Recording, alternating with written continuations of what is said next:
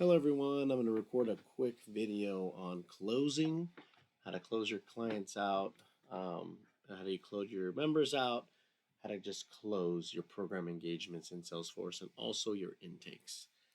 So there's a process that needs to happen with both. So we'll start off first with intakes. So if you receive intakes or your program requires you to make intakes or create intakes, I'm going to show you how to, one, kind of advance that person, but also close them out in the event, right, you're not going to be working with them. And then we'll transition on to the program engagements.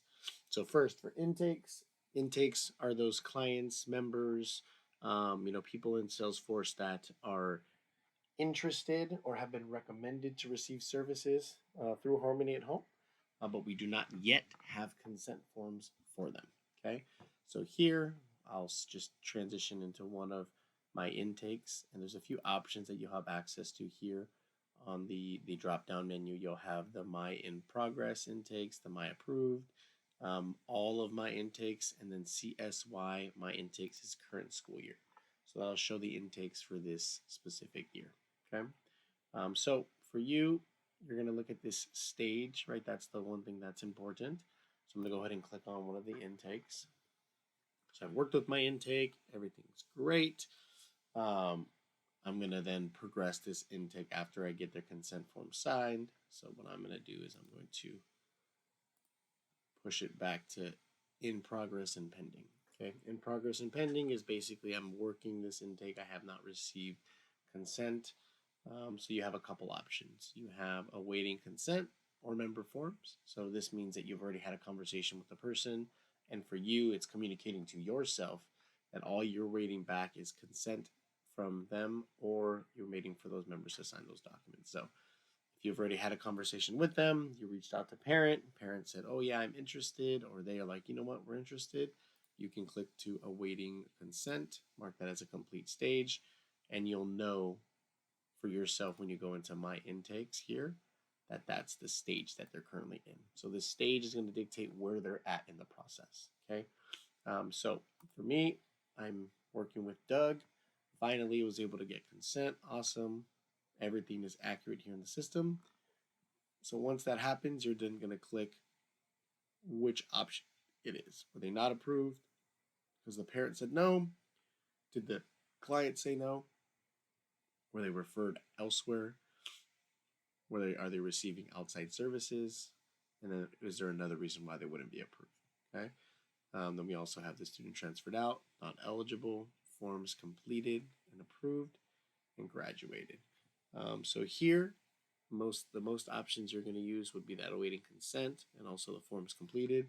So if I get consent for this client, I'm going to make sure to upload it, write my note, and I'm going to make it forms completed and approved. Because then you got consent and you're able to work with this person, you're good to go. Yay. If you do not get consent, you want to make sure you're just navigating to whichever option is there for the reason why you did not get consent. In this case, let's say the parent said no, you would click on that right up there and hit mark as current stage, and it'll mark it for you as not approved by parent. There's another way that you can do this a little bit quicker. If you click on intakes right up here, you should be able to edit everything in here by just selecting which option you want, clicking right here, and just deciding which option they are. They're in progress, great. Really fun fact, if you wanted to edit a few items at a time, you can do up to 200 at any given time. Let's say all of these I know are in progress. So what I'm going to do is I'm going to select them all by clicking this little button up here. That shows me that I'm selecting every option that's listed. Then I'm going to click on the little pencil to edit all of these, and then make sure to select update all selected 5 items, or all update 5 selected items. When I hit apply, you'll see everything is updated. And you can do that literally for any single one of these. So I'm going to hit save. This is going to update all 5 of those options. Okay. So as I mentioned, when you're ready to close, you would select what stage they're in. So I'm going to go ahead and not approved. Parent rejected all 5. you're going to make sure to also write your note indicating more details, right, as to why they were closed. So that's just going to be standard. You either say consent approved, consent received, receive consent, and you write the note saying that you did receive consent, or it's not approved, and you're indicating why. So we have documentation on that. So in this case, I'm going to put they're all not approved, and then the close date, you're just going to put the date that you closed them out. So I'm going to go ahead and update it for today. So this is basically showing now that one, they're not approved, and also they were closed today. Okay, so make sure you have all the information you need, accurate and listed there. And yeah, that's how you would essentially close out an intake in the system. Okay, so let me go to program engagements. So next for program engagements, I'm going to show you a similar process, how to close your program engagements. So I'm going to click on program engagements, and I'm going to navigate to the program engagement screen that I normally use, which is my active program engagements. And you all have this my active. You also have a few other options. My closed, right? My active and my closed and my waitlisted is what you should all see. That is going to be an indicator of these options right here under stage. So if I were to edit all of these options to, let's say, waitlisted, it'll remove them from this page. Okay, so they're active, and now as I refreshed it, you see they're all gone. So this program engagements my active shows those that are in active stage status. Now I'm going to go to my waitlisted. I'll see all of my waitlisted. Okay, so I'm going to go ahead and select the ones that I just transitioned over, and I'm going to update them to active so they can come back. Yay, great. So I'm going to go back to my active program engagements. There is an option for all of my program engagements. This will show you literally every single program engagement that you have in the system. All right, that's not just current school year, it's every single one of them, whether they're active, closed, whatever option it is there. Okay, so I'm going to go back to my active. This my active will be current school year, so it'll basically just be the dates between August 1st to July 31st. Those are going to be what's reflected here moving forward. Okay, so how I'm going to close out one of my program engagements. So this is when you finally had your closing session. You finally are going to be doing your closing reporting and things like that. Your closing summaries. You're going to make sure to go in to the system, and you're going to leave your note. You're going to have your closing note, which is going to be your last session. Make sure that you're, indicating and writing out that you're closing with your closing session. And make sure to document that as to when you had it.